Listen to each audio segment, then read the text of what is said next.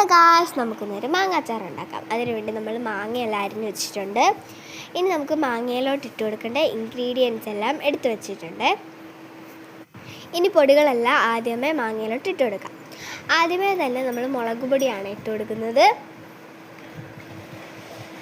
പിന്നെ മഞ്ഞൾപ്പൊടി ഇട്ട് കൊടുക്കാമേ.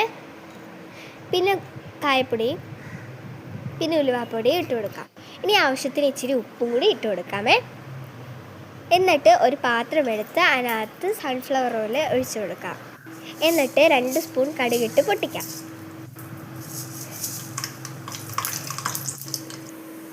ഇനി അരിഞ്ഞ് വെച്ചിരിക്കുന്ന കറിവേപ്പില, പച്ചമുളക്, ഇഞ്ചി, വെളുത്തുള്ളി ഇതെല്ലാം നമുക്ക് ഇതിനകത്തോട്ടിട്ടൊന്ന് മൂപ്പിച്ചെടുക്കാം. മൂപ്പിച്ച ശേഷം നമുക്ക് ഈ മാങ്ങയിലോട്ടൊന്ന് ഒഴിച്ചു കൊടുക്കാം.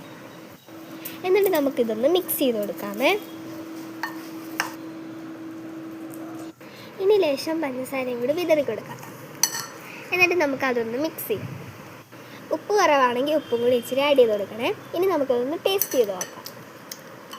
കൊള്ളാം, നല്ല ടേസ്റ്റ്.